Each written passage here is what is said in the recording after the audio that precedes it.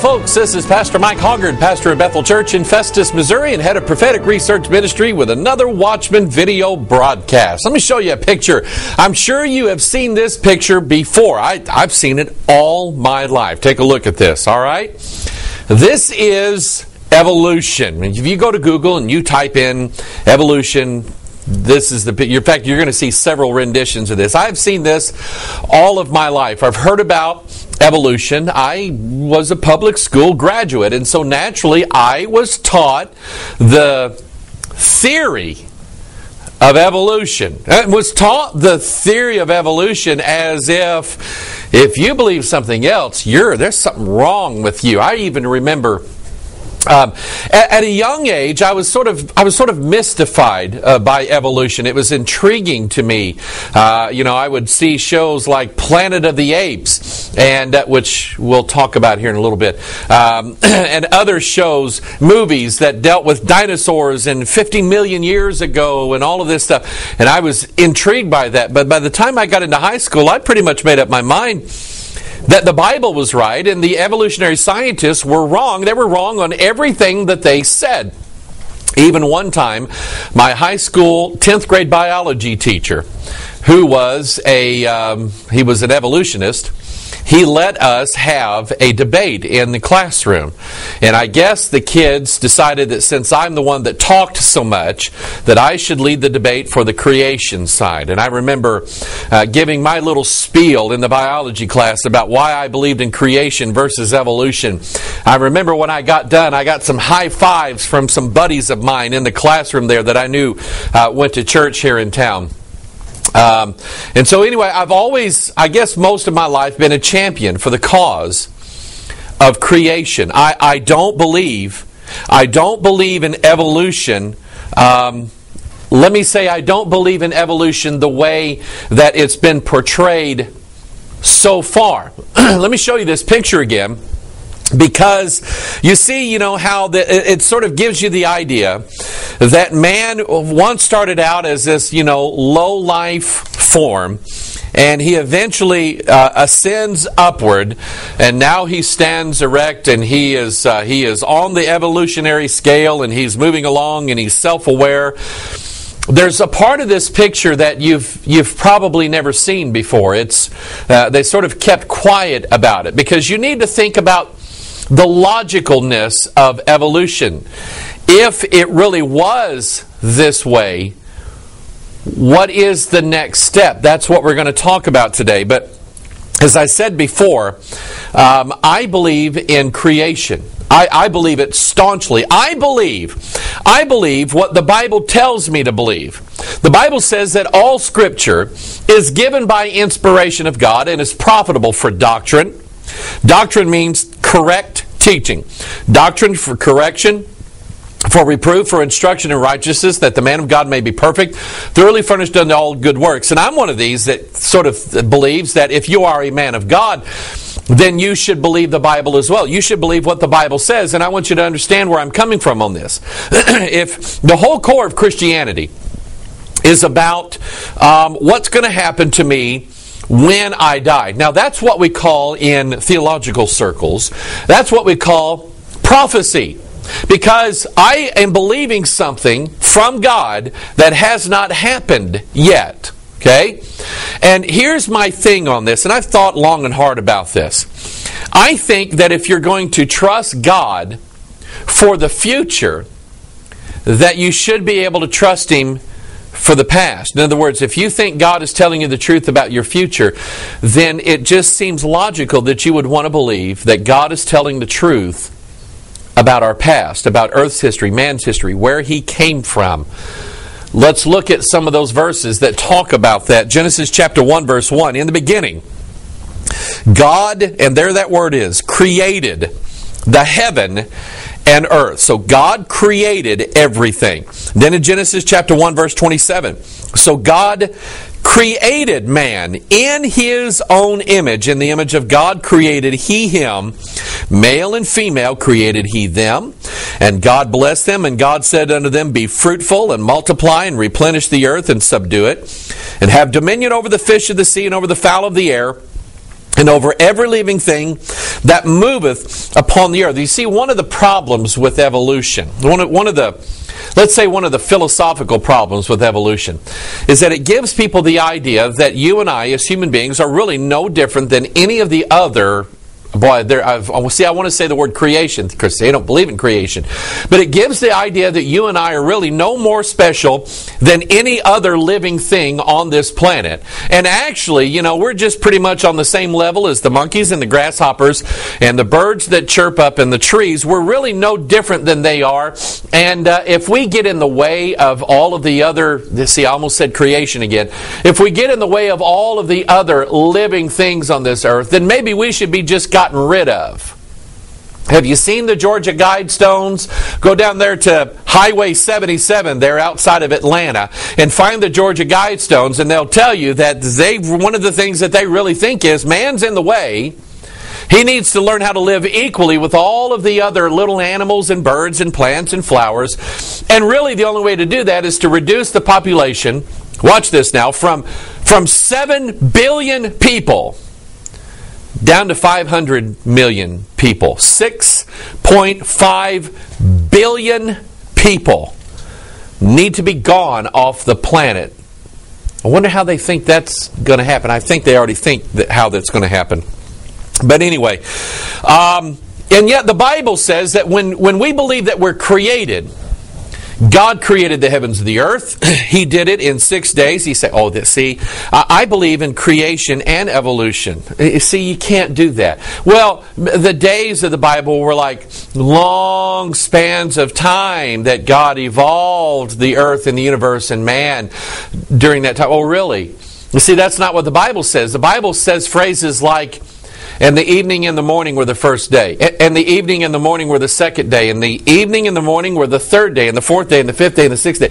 And the evening and the morning, that's 24 hours. I mean, I understood that when I was a child.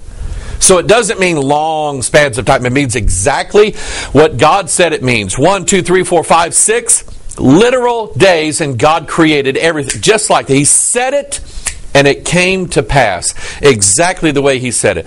And so God created man in God's image. I would hate to get to heaven, standing before the throne of God, of the God that I have never seen before, and find out that He looks like Chim Chim.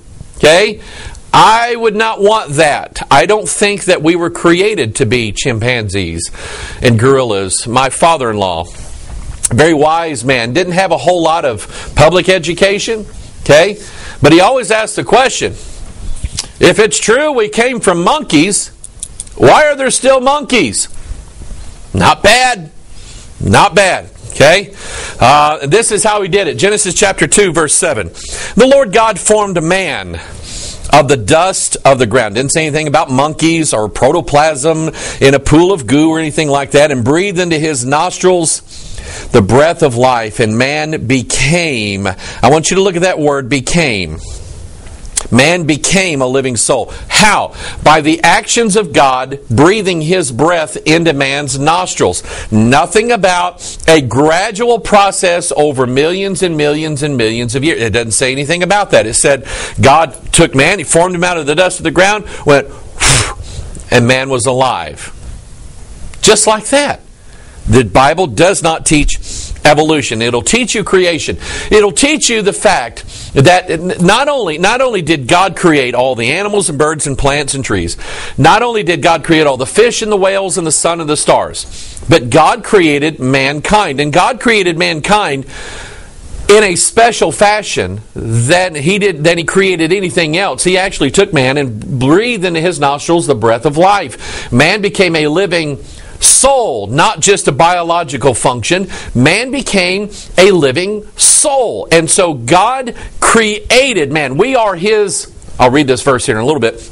We are His workmanship, the Bible says.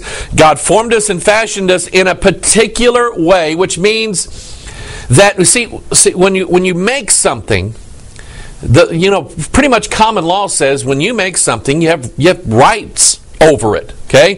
Mommies and daddies make children. They have certain rights over that child. If a man writes a novel, if he writes a book, if he writes a song, he has copyrights to that. God has rights to mankind. God has sovereignty, governorship over them. And so God tells us concerning the idea of, as young people, did we come from monkeys or did we come from God? God exhorts us.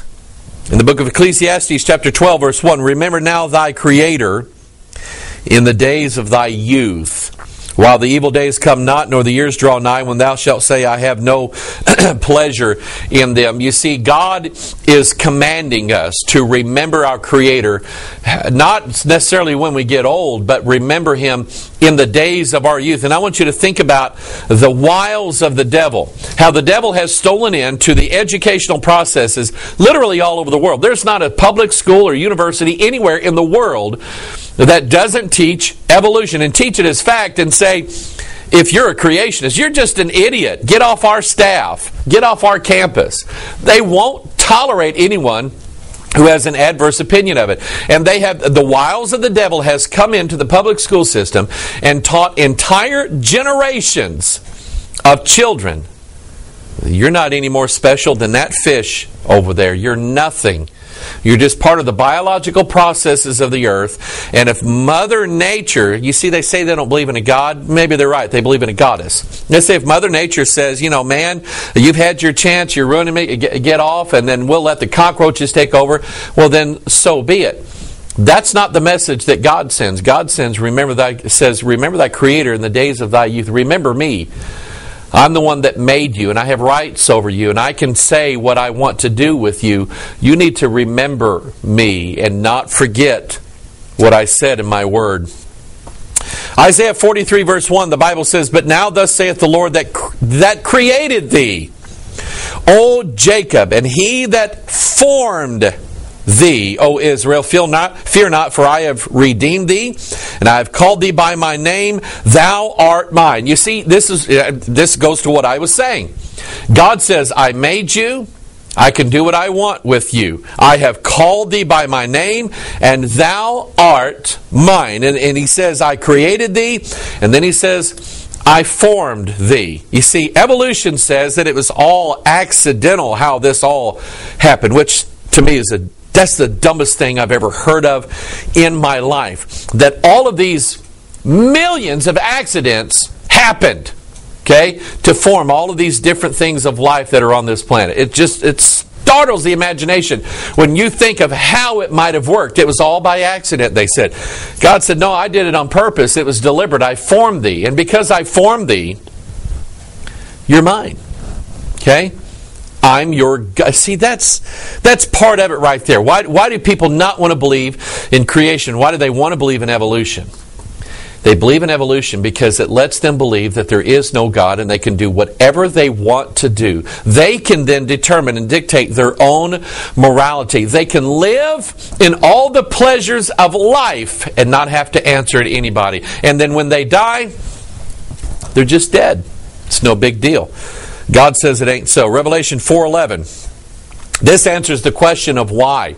Why were we created? Why were we brought into this earth? Revelation 4:11. Thou art worthy, O Lord, to receive glory and honor and power, for thou hast created all things, and for thy pleasure they are and were created. God created them for His pleasure. God loves to see the earth that He made. He sees mankind. He sees the trees, the animals.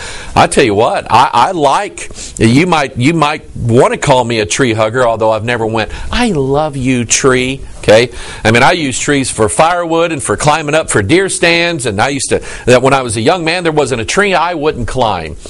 Missouri's full of cedar trees, and I would get up the top of these big old tall cedar trees. Cedar trees are not known for being very, stout. You get up the top of these cedar trees and you endure all the grief that goes along with it. You get up there in the top and the wind's just blowing and you're just a swaying. I used to love that. God created a wonderful world for us to live in. We get pleasure out of it. God gets pleasure out of it too. And I want to tell you something. God created you and I for His pleasure. God will recreate you and I. That's the born again process. God will recreate you and I for His ultimate pleasure. There is coming a day when there will be a new heaven and a new earth. And God says in Isaiah 66, He said, which I will create. The new heaven and new earth is not going to evolve. I'm not going to wait for it to happen. I'm going to make it happen. And it will give the ultimate pleasure to God.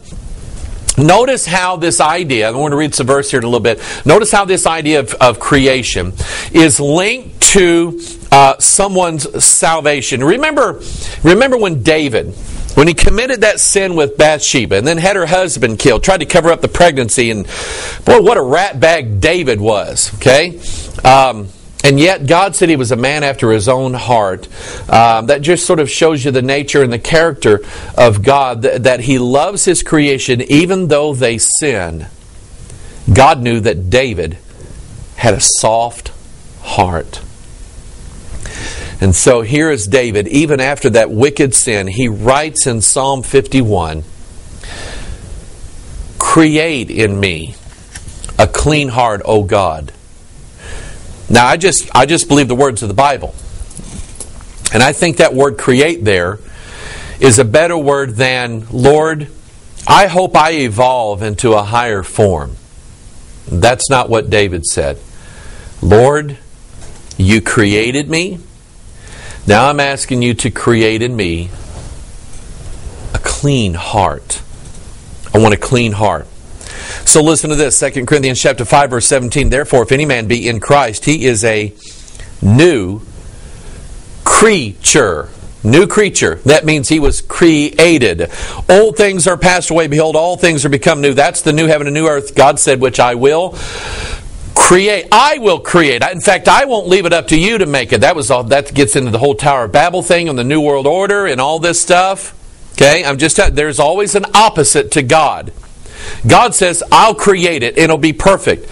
Man says, led by familiar spirits and the devil himself, man says, we'll create our own new world. We'll do it ourselves. Okay? It's not a good idea. I can tell you it's not a good idea. Ephesians chapter 2, verse 10. For we are His workmanship, created in Christ Jesus unto good works, which God hath before ordained that we should walk in them. You see, if you believe and accept that you were created, you believe and accept that you were created for a purpose, for something. Okay? I hate to use the phrase purpose-driven. Okay? But you really were created for a purpose. You were created in Christ Jesus unto good works. And so I think it just benefits someone who wants to believe God and wants to be saved. I think it just benefits them to say, you know what? I just believe God created the heaven and the earth. He did it in 6 days. I don't know how He did it, but He did it. And if I want salvation, I want God to create in me a clean heart. I would like for God to create for me situations in life where I did things that were good rather than doing things that were bad. That's what I want. That's what I want. Okay? Let's look at this picture again. Little chimpanzee walking around. Oh, and all of a sudden he can walk upright, and he's losing his hair, and he's standing up straight, and now he's a man. Now he can think, and that's what evolutionary science. That's what evolutionary science wants you to believe. They want you to believe that by accident. Let me kind of explain this how they do it. By accident, there was this pool of goo, had some chemicals in it. I don't know where the chemicals came from. Had some chemicals in it. And something happened. Maybe lightning struck, like Frankenstein or whatever. And something happened, and all of a sudden, some of these chemicals just kind of came together in exactly the right fashion. Okay? Now, I'm not a biologist. I know a little bit about it. I know that in every cell, the cells are what makes up all life on the earth. I know that in every cell there's a nucleus, there's DNA. We've talked about that before. It's like a book. It's like a book written, okay? think about how God created everything. Go back and read Genesis 1. And God said, and God said, and God said. You know what he was doing? He was just reading from the book how it was supposed to be. And so anyway, here is God. Oh no, here is the cell. And it has the nucleus, it has the DNA in it, it has all the different mechanisms inside of the cell. Some that take in things like sugar, convert it, burn it into energy, and to feed the cell so that the cell can multiply and divide. Something interesting about cells, and what we know about cells, is that you have all of these processes going on inside of a cell, and if one of those processes don't work, that cell's dead. Okay? I mean, they're just real vulnerable. And if all of the things inside of a cell are not there or don't work, that cell does not recreate, does not produce another cell. So what evolutionary science wants you to believe is that in this pool of goo, something happened, and all of a sudden, every part of a cell, even the simplest of cells, everything about it, including the formation of deoxyribonucleic acid, DNA, happened just like that. And it was in such a right condition that it grew and multiplied. And eventually, out popped mankind. That's what they want you to believe. And hopefully you're sitting there going, that doesn't make sense now that I think about it. I hope that's what you're thinking. Let me tell you what the Bible says about their science. And then we'll tell you where their science came from, and then we'll tell you where their science is going. 1 Timothy chapter 6, verse 20. The old Timothy, keep that which is committed to thy trust. Avoid profane and vain babblings and oppositions of, look at here, science falsely so called, which some professing have erred concerning the faith. Grace be with thee. Amen. Paul's last instructions here in 1 Timothy to Timothy, a young minister, was avoid the profane babblings. Don't listen to the professors. And don't listen to the oppositions of the science falsely so called. Paul said it's not science. It's not. You know what the word science means? Science means knowledge. It means knowing something. And evolutionists, they don't know anything. They think they know something, but they don't know anything. And they're calling it science, but it's not. It's conjecture, it's theory, it's mysticism and religion. We'll find that out in a minute. It's science falsely so-called, which some profess have erred concerning the faith. You see what happened with a guy named Charles Darwin. We'll get to him here in a minute. Charles Darwin decided to reject the teachings of the church into believing something that some others had formulated over time. He decided that he would accept that. You know what he did? He erred from the faith that could save his soul. He erred from that and decided to follow the science falsely so called. Romans chapter 1 verse 23. Let me tell you how it came about. Because that when they knew God, they glorified Him not as God, neither were thankful. Let me bring Charles Darwin in here again. Okay? He wrote a book called The Evolution, or The Origin of Species. And he's the one that really popularized this idea of random now, chance evolution. At one time, he knew who God was. He knew about God. He was raised a good British man, and the British have a religion called Christianity. It's the Church of England. And at one time, Charles Darwin knew who God was, or knew about Him. Okay? But he knew God, but glorified Him not as God, and was not thankful, but became vain in their imaginations.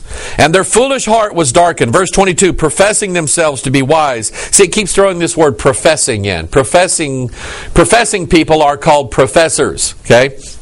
Professing themselves to be wise, they became fools and changed the glory of the uncorruptible God into an image made like to corruptible man and to birds and to four-footed beasts and creeping things. You know what evolution teaches? It teaches that God didn't create us.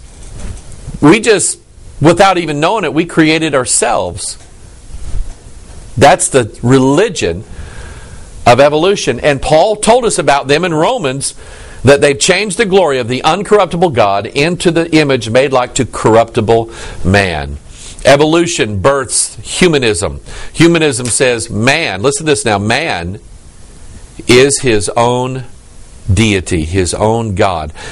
Wonder why, if you're a humanist, why do you bring the word God into it? Why do you do that? There's a religion behind it.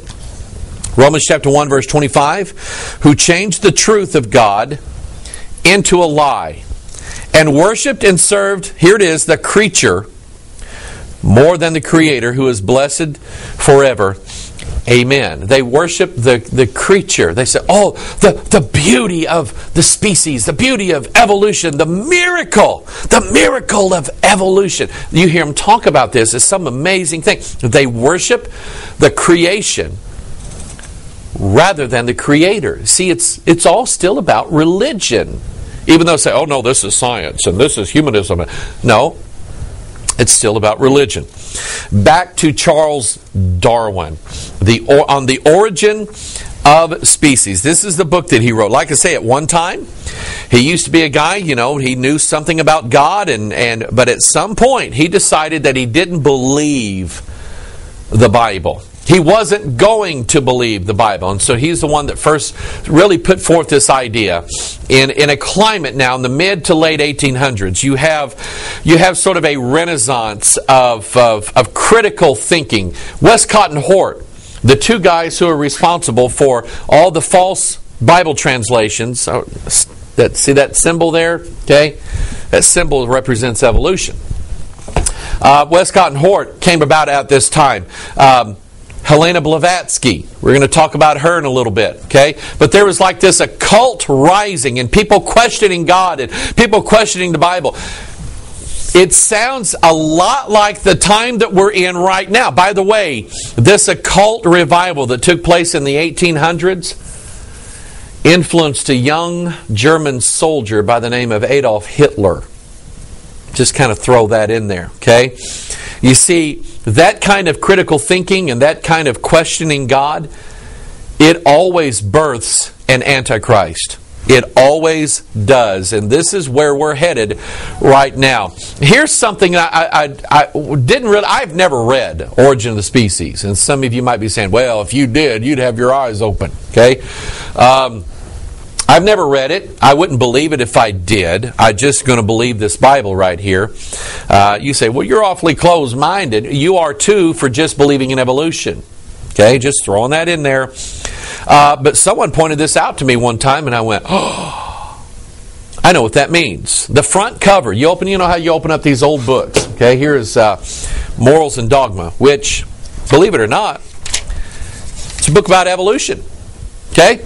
On the front, you have Fat Albert Pike here, and who kind of looks like Santa Claus. But anyway, we have the Morals and Dogma of the Ancient Accepted Scottish Rite of Freemason. You have the whole title of the book that won't quite fit on the spine here. Okay, so in the full title page of Origin of Species, because remember, I want you to get this now. Evolution is not just about where we came from. It's about where we're going. On the origin of species by means of natural selection, or, this is the alternate title. They used to do that back then. The preservation of favored races in the struggle for life. I talked about this probably a couple of years ago dealing with eugenics. Charles Darwin was not just a monkey worshiper, he was a racist. He was a racist. So was Blavatsky, and so was Crowley, and so was Elise Bailey, so was Annie Besant, so was all these leaders and progenitors of the New Age movement. They were all racists, okay, every one of them. They believed that white people were going to be the ones who would continue to evolve, okay? That's what the basis of the Origin of Species was all about. It was about selecting a particular race and advancing them. And if you don't belong to that race, stinks to be you. You'll be left behind. Okay. But like I say, here is Charles Darwin. He comes out about the same time as Blavatsky. Actually, she comes just a few years later. And Blavatsky taught a different version of evolution. She didn't like Charles Darwin. She didn't like his theories, how he came up with. Charles Darwin really said, God schmod. Okay, God didn't have anything to do with this. Here's what I see. I went to the Galapagos Islands, and I see that it looks like that accidents happen. Accidents. Okay, freaks of nature, mutants running around that just made us better into what we are now. Okay, Blavatsky didn't like that, and she said, "You know what, Charles Darwin, you're off your rocker, buddy." I'm not saying Blavatsky was some holy saint. Blavatsky said, "Of course we evolved. Of course it took millions of years. Of course that God didn't create everything, but we didn't evolve to this point by accident." She believed, here's her book called The Secret Doctrine. She believed that a group of hierarchical entities, aliens, ascended masters, familiar spirits, devils, fallen angels, whatever you want to call them, she believed that they were the ones responsible for guiding the evolution of mankind up to the point where we are now. But that at some point, these same beings were going to interject themselves once again and bring mankind to the next phase of his evolution. Remember, okay, you see the chart of the monkeys turning into a man. There's more to that chart that you haven't seen. I'm going to show you what that is. But here's what Blavatsky said in her book, The Secret Doctrine. She said, in the creation of new species, it is the quote-unquote designers who direct the new evolution. Thus, when we say that nature provides for every animal and plant, whether large or small, we speak correctly. Now, when she says nature, she doesn't just... There's the science nature and the occult nature. Science nature just says, it just happens. It just happens that way. I mean, we could have had a foot coming out of our mouth, which is interesting because a lot of people have a foot in their mouth. That's what science says. The New Agers and the occultists say, we believe in evolution, but we were brought here for a purpose. Okay? Sort of like the mockery of what God said. We believe that nature is actually a spirit. A goddess, Gaia, Isis, Ishtar, Ashtaroth, Mystery Babylon the Great, the mother of harlots and abominations of the earth. She is the one that is guiding the next phase of man's evolution. Not too long after Blavatsky, a guy by the name of Richard Maurice Buck wrote a book called Cosmic Consciousness, a study on the evolution of the human mind. Here is what he wrote about where evolution is going. He said this new race is in the act of being born from within us. Think about all the things that we've talked about in this broadcast and in these teachings about what the Bible says is actually in us. Paul said, in me, that is in my flesh, is no good thing. Jesus talked about the things that are within the heart of man, the corrupt things, fornication, adultery, uncleanness, lasciviousness. All of those things are from within man, and they defile a man because they come out. Look at what he's saying here in this book, Cosmic Consciousness. This new race is in the act of being born from within us, and in the near future it will occupy and possess the earth. Are you kidding me? Here is God, and His Son Jesus Christ comes back in Revelation chapter 19 to do what? He says, I'm taking over. It's the millennial reign of Jesus Christ. Well, He will rule and reign for 1,000 years on this earth. Who does He come down to defeat? The beast, the false prophet, and all the armies that have assembled themselves together. The new race. They said, we're going to own the earth. It's going to be ours. We're going to take it over. But he talks about this new race being in the act of being born. Listen to what the Bible says concerning what's in us. Therefore lust, when it hath conceived, bringeth forth sin. Sin, when it is finished, bringeth forth death. That's birthing terms. Okay, you see where we're going here. Evolution doesn't just have a history. It has a future. It has a future of new races. Manly Hall, in his book, Secret Teachings of All Ages. I reference this quite a bit. Not because I believe what Manly Hall said, I don't. But because his book tends to be an index. And I like indexes. I don't like to read whole entire... I like the short story version. His book tends to be the Reader's Digest condensed version of all the mystery ideas in the world. Okay? Here's what Hall said about evolution. He said, the occultists of the ancient world had a most remarkable understanding of the principle of evolution. They recognized all life as being in various stages of becoming. They believed that human creatures were in the process of becoming planets. You know what the word planets means in the mystery religions? The planets were the gods of the heavens who ruled over, in their mind, who ruled over planet Earth. So you know what Hall is saying? That all the mystery religions and all the occultists believe that one day that humans would evolve to become gods, to become celestial beings. Marilyn Ferguson writes in her book, The Aquarian Conspiracy. I read this several years ago. I made notes in there. I went back to those notes. Here's what she talks about in her book concerning what the New Age movement is all about. The New Age movement is all about evolution. Okay? Her book, The Aquarian Conspiracy, happens to have this symbol on the front of it.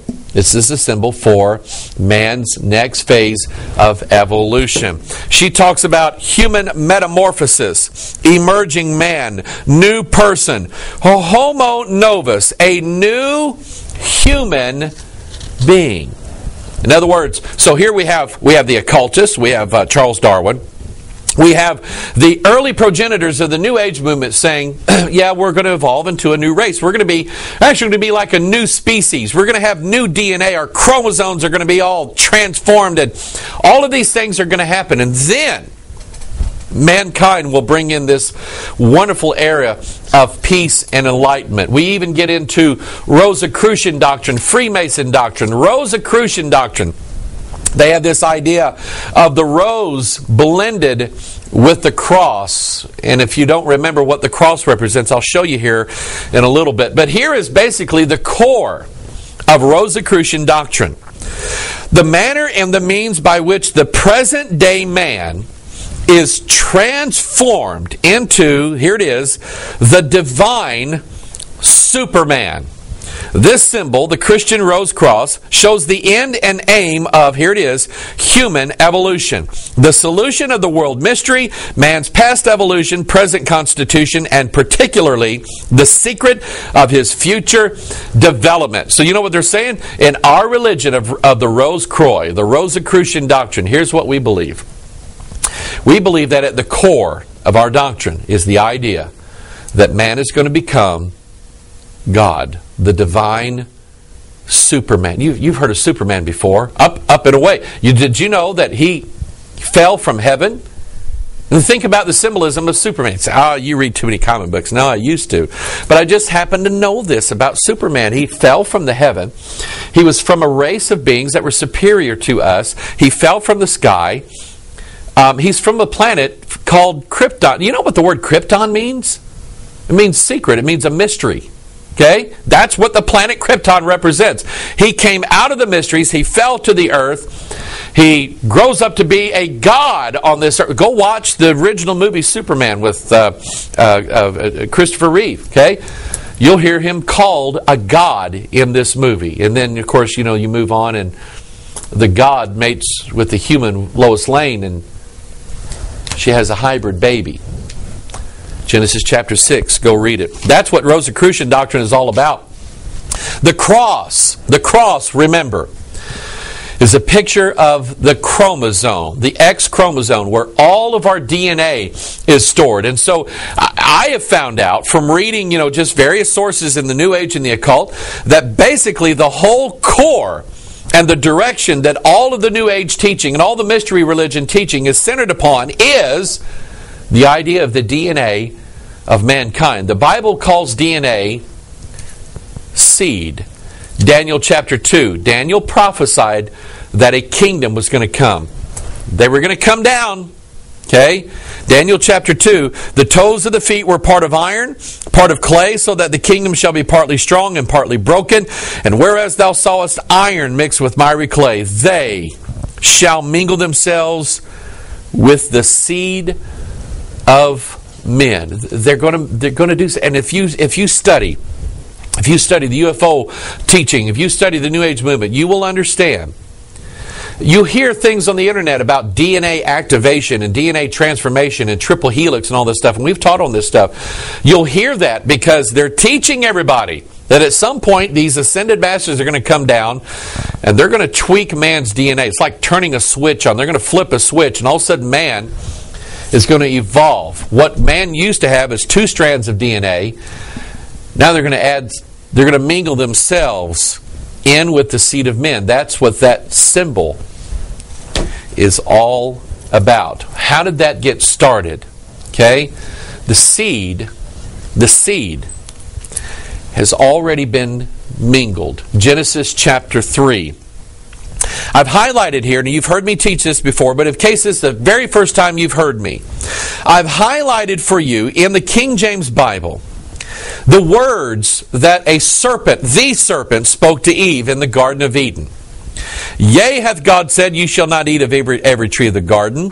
Then he says, ye shall not surely die. For God doth know that in the day ye eat thereof, then your eyes shall be open, and ye shall be as gods, knowing good and evil. See, right there, the very first deception and lie that was told on the earth was, Eve, how would you like to be God one of these days? How would you like to be a Superman? How would you like to be a superhero? Somebody in our church during deer season, they were out of town. They went and visited a church. And they said, well, they weren't using the king. They were using all these funny Bibles and this, that, and the other.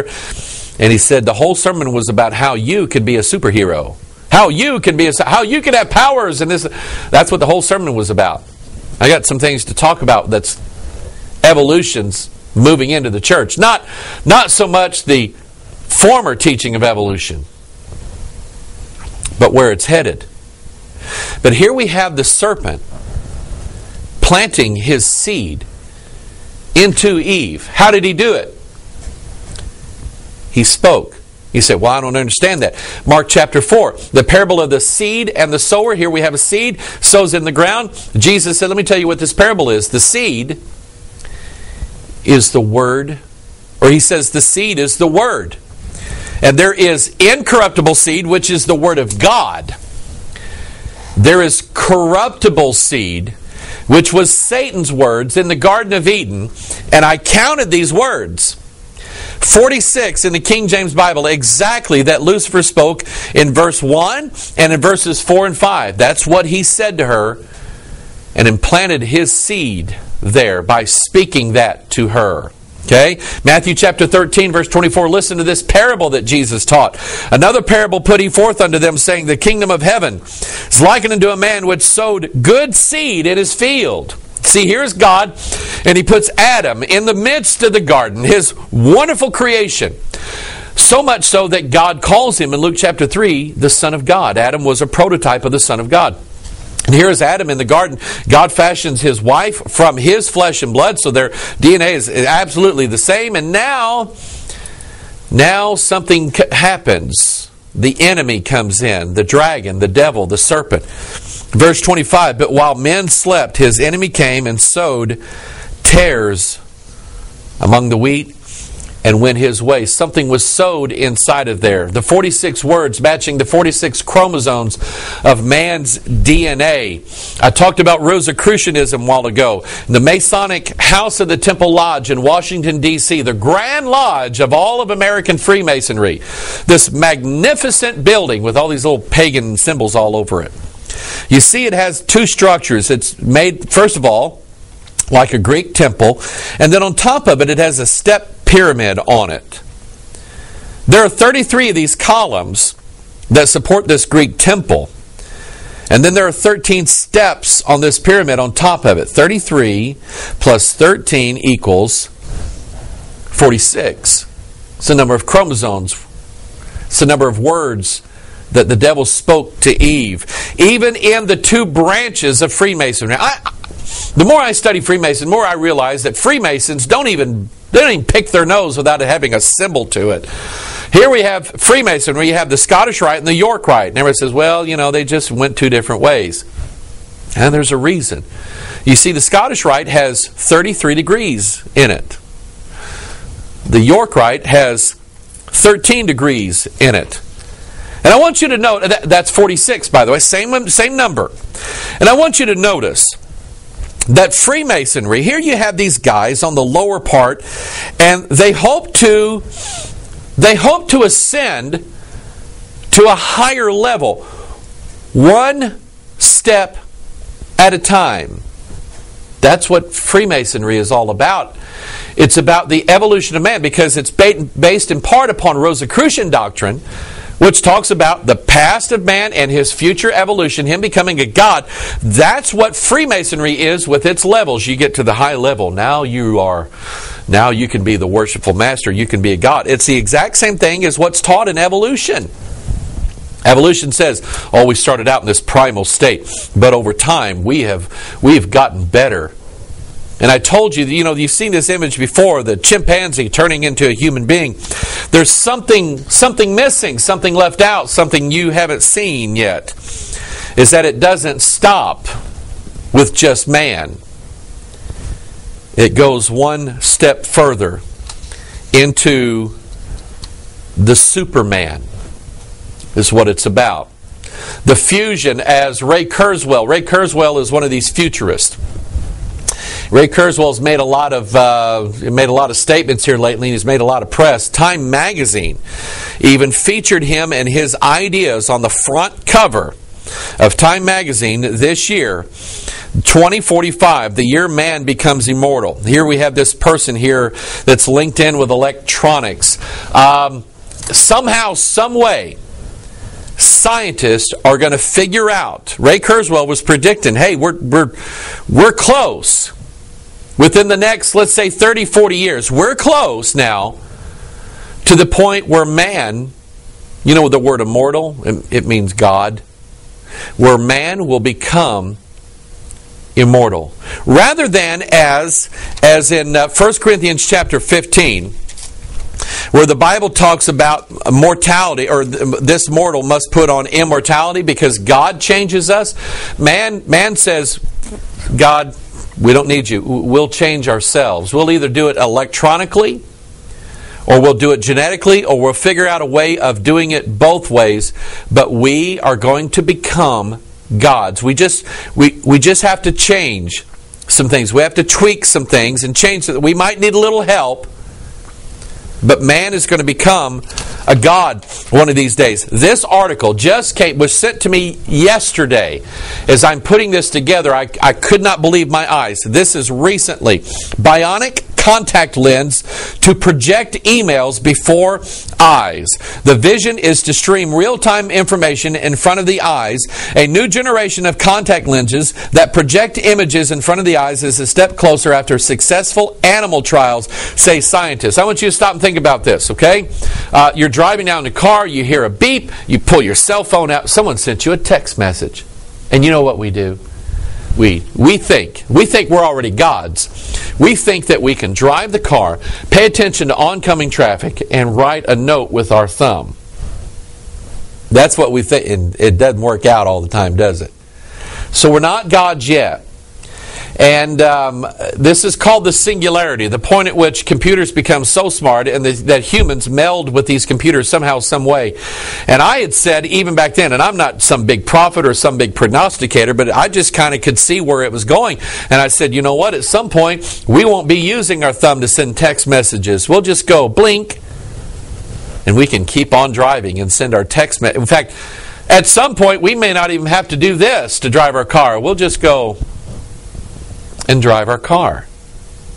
And here we're at the initial stages right now of having a contact lens, an addition to the human body that is able to project messages right in front of the person's eye.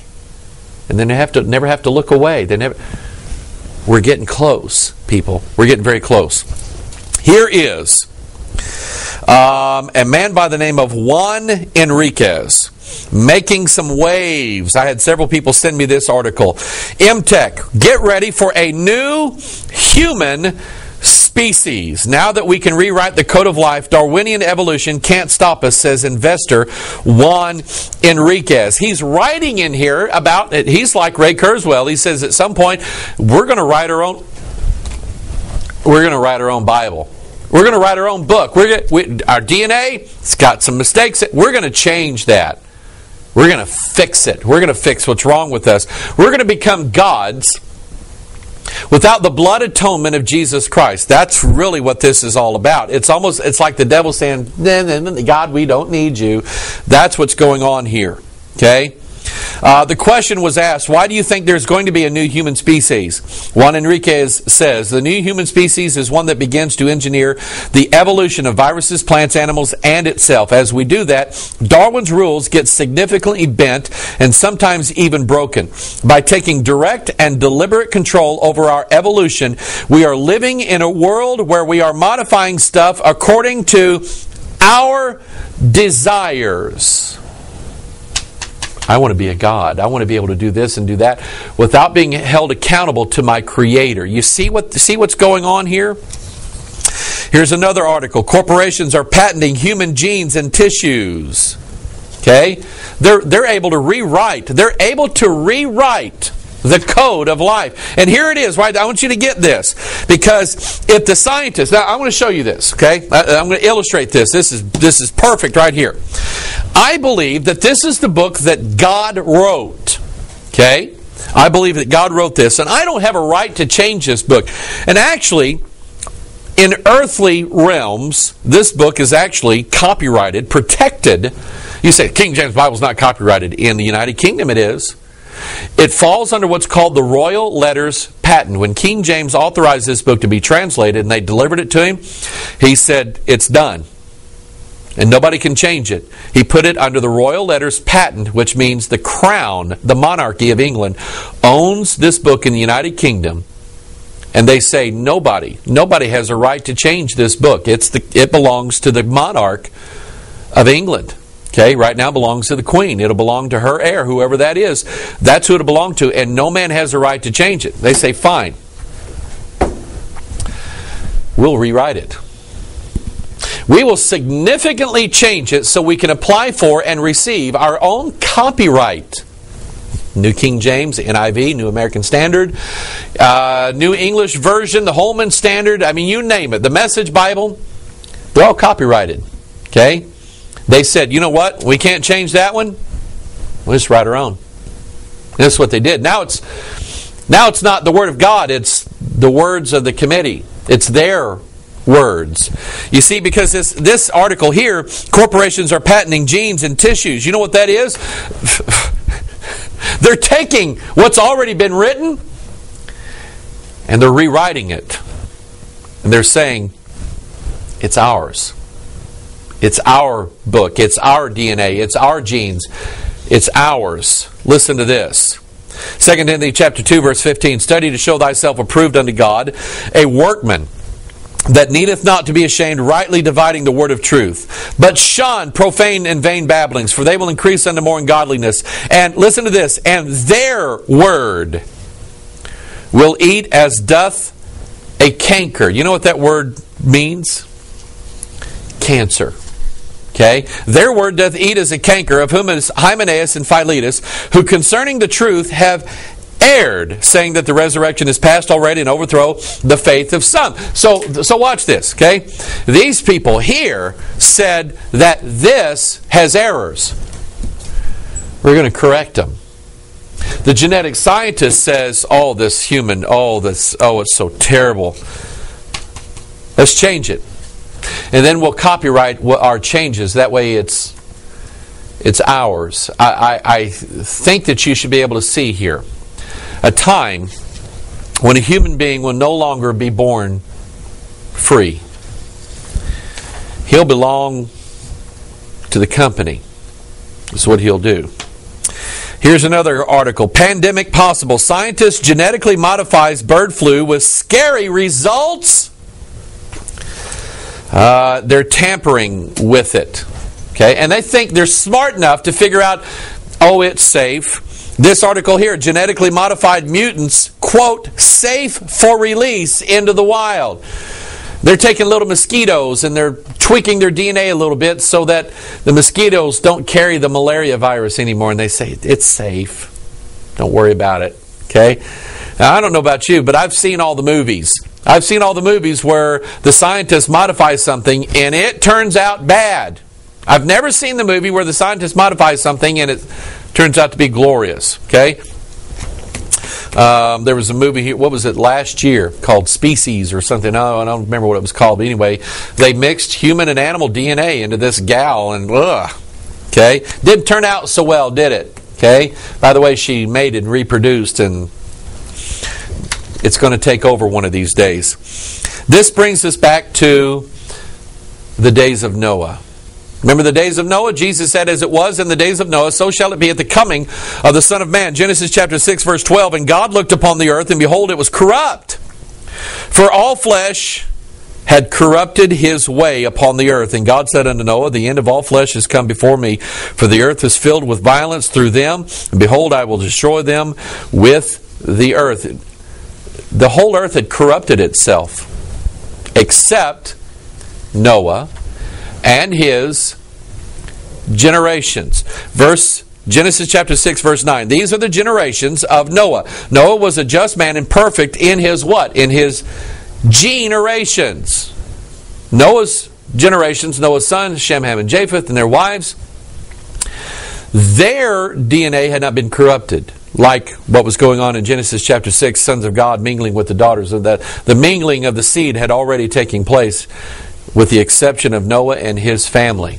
Okay, Noah was perfect in his generations. And this idea of evolution, I've told you now, of where it came from, what it represented, and where it's going. Evolution now is the next. See, we're not going to wait. We're not going to wait another 1,000,000 years to see what might happen. We're going to bring it on. We're going to do it by the year 2045. That's what Ray Kurzweil said. I don't know how true he is, but we're close. We're going to change our own evolution, and we have to get everybody to go along with it. And so we're going to pummel the marketplace of ideas with themes of evolution. It's being marketed everywhere. Products, advertisements, ideologies, religions. Think about this. Here is a company called Verifone. Now, let me stop right here. Okay? You know what Verifone does? Okay? Verifone has a company where if you go to a retail outlet and they say, how would you like to pay for this? Cash, check, or charge? And you pull out a check or you pull out a credit card. They go, they swipe it in the machine, and in some cases it's an NCR, and they have their own logo and their own thing. But here, Verifone has this little thing sitting there, and you go swipe, and it's got a little screen on there. And what it does, Verifone sends the card information in and checks the card. I used to work in retail when I was in college, and we had a book that we would get every month that we had to check every credit card number up against this book. Okay? That's so 1980s. Now Verifone says, we will take control of all the buying and selling. Are you with me? Revelation 13, so that no man might buy or sell, save that he that had the mark, or the name of the beast, or the number of his name. You see, it's all about evolution and controlling how the money is changed hands. So here we have this company called Verifone. And they have a product called VX Evolution. I want you to look.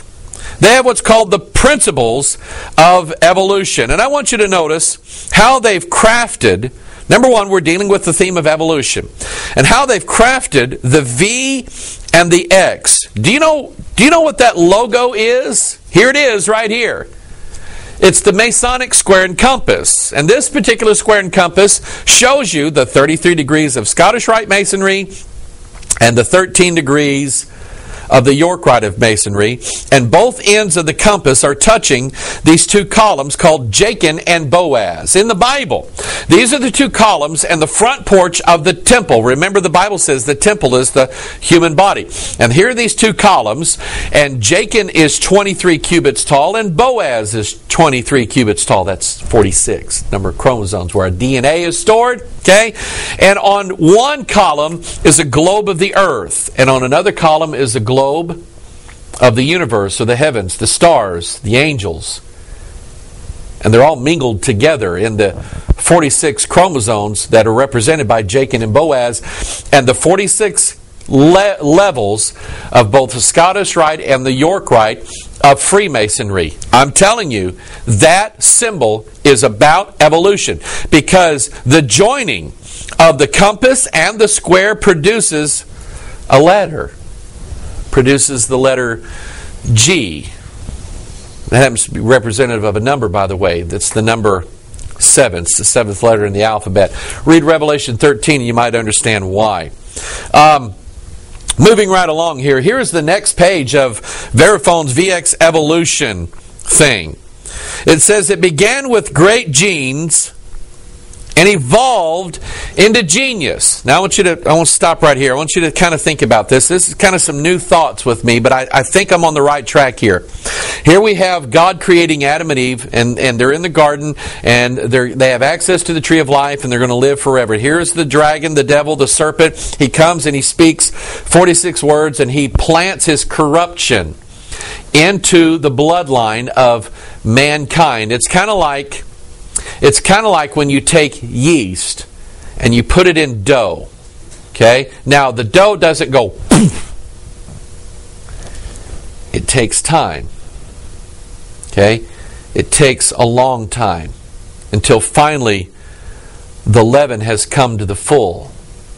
Okay? Or you see, we've already talked about how this all represents like a birth. On the back of the $1 bill, he favors the birth. Annuit coeptus. He favors the birth of a new world order. And so look at this slogan again. It began with great genes and evolved into genius. It's about man becoming gods. Cars, BMW, cars that are named Evolve. Okay? This whole theme of Evolve. HTC, it's one of these Android phones. Stop, think about this. You know what the word Android means? It was a word coined, I can't remember who did it, but a science fiction writer. The word andro means man. Okay? And so android we always apply to like a robot, like Data on Star Trek. He's a robot who wants to become human. Okay? He wants to, there's this mingling of humanity and technology together. And so Google, you know, the world power of the internet, writes software code that they put on cell phones called Android. It's these so-called smartphones, which, by the way, just released yesterday, coming out big today, that apparently on every one of your smartphones, I don't have a smartphone, by the way, I have a dumb one. On every one of your smartphones, they found a code in there that's been writing down everything you've said, everything you've done, every place you've been, every picture, everything you've done. On that phone recorded it, sent it off somewhere. Who knows? HTC, and their brand name is Evo. Remember, it'll come to a day when we won't be holding our cell phones up to our ear anymore or doing this. We will evolve and have the technology within us. Shoes name Evolve. Here is, I even found like fishing gear called Evolve, and notice their logo here. You have the chimpanzees turning into the upright man, who then turns into the great fisherman. It's all about planting ideas of Evolve. I want you to watch a commercial. This portion of the Watchman video broadcast is brought to you by Gatorade. Take a look at this commercial. If you want a revolution, you must evolve. Take a look at it.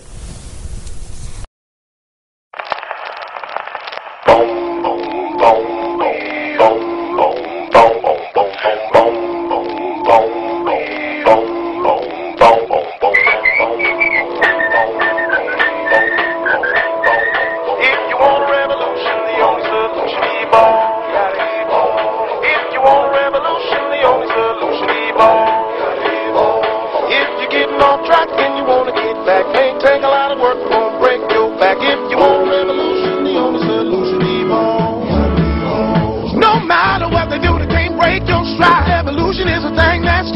inside. Throw your hands up, clench your fist with pride. Hold your head high, no need to hide. EVOLVE, come on, get inside, come on, ride with me. If you want a revolution, the only solution, evolve. Gotta evolve. If you want a revolution, the only solution, evolve. If you want a revolution, the only solution, evolve. A revolution is coming. By the way, they used this same idea. There was a movie that came out this year called Planet of the Apes, Rise of the Apes. Okay? And I remember somebody said, Pastor Mike, you got to see the trailer for that. I remember watching the trailer, and the theme for the theatrical trailer, it was on YouTube, says, there can be no evolution without revolution. I want you to remember that. You see, the word revolution has the word evolution in it. It's hidden, it's secreted in there, it's occulted in there. So you hear about revolution all the time. Themes of evolution and or revolution, they all deal with the same thing. The idea that there's going to be this massive chaos and then a paradigm shift, and all of a sudden we're going to be gods one day. We're going to have our seed mingled. Okay? And so I'm watching this movie, Planet of the Apes. I'm watching this theatrical trailer, Planet of the Apes. And I watch it about 3 or 4 times, and I get it. I get it. I know who the apes are in this movie. They're us. You see, one of the New Age theories about evolution, and Blavatsky was keen on this. This is why she didn't like Darwin. Darwin just left everything of a spiritual nature out of it. Blavatsky said, not so, young Darwin. Blavatsky believed, kind of like what you hear from even science writers, not science fiction, science writers, is that how did life get here on the earth? They said it was seeded. It was deliberate. That these space aliens, or whatever you want to call them, put man's original... If you see the movie Mission to Mars, it's exactly what that's about. The Martians need to survive. They plant their DNA all over the earth so that it will evolve one of these days and be able to go to the same ascended place that they are when they've evolved high enough. It's everywhere. Okay? But the whole thing about Planet of the... And I caught this little screen capture. The corporation that manipulates the genetic system in these monkeys to give them this ascended ideology and this self-awareness is called Genesis. It all goes back to as it was in the days of Noah. Video games coming out. This one called Deus Ex, Human Revolution. Notice the human creature, he's grown wings. He's a spirit. Now he's a god. Do you know what Deus Ex means? God within. Think about all the things that you've heard maybe from churches or religious meetings where they talked about, the God within you. Contemplative prayer is all about tapping into and unleashing the God that is already within you. That's the tares that the enemy sowed a long time ago. The leaven, a little leaven that leavened the whole lump. Okay?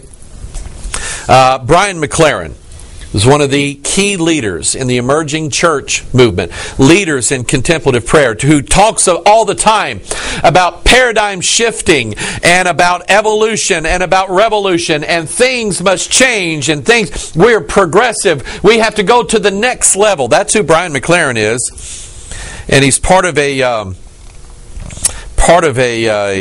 dialogue called The Advent of Evolutionary Christianity. I want you to notice that they have the so-called Christian fish logo superimposed over the fossilized skeleton of an ancient sea creature. Kind of think about that for a while. Panel number 4, Evolving Church, the Advent of Evolutionary Christianity. Somebody sent me this week and they were saying, Pastor Mike, what is this?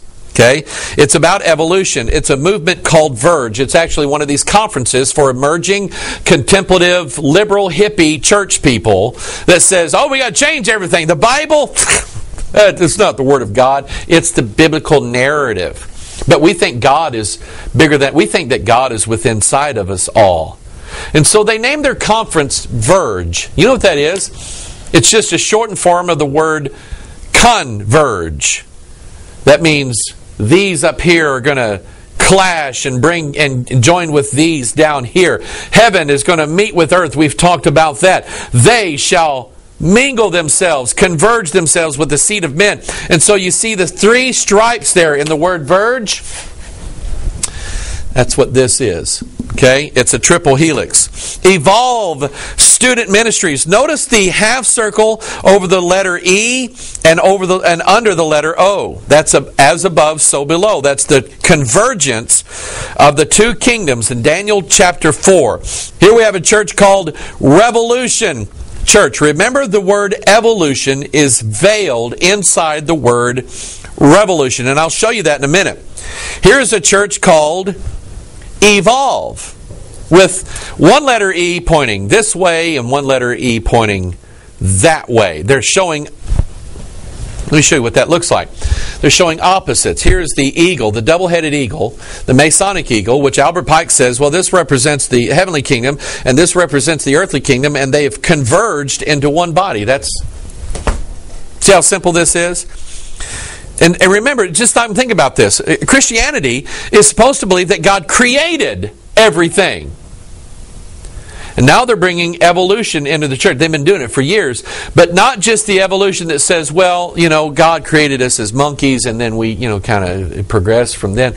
That's not that kind of evolution. The kind of evolution that's in the church now says it's not about where we came from. It's about what we're turning into. We're becoming gods. Everything is changing. A paradigm shift. The Evolve Church. Here's another one. Evolve Church. I want you to notice the letters EVOL. Okay? It's the word love spelled backwards. I want you to remember that because that seems to be like one of the keys of discerning what this is all about. Backwards love. That's like harlotry. It's the opposite of God's pure love. But Evolve Church, and I want you to notice their symbol. They have this cross here. It's an X chromosome is what it is. And I want you to notice that you have the square and compass pointing in toward the center point of this, okay, on both sides.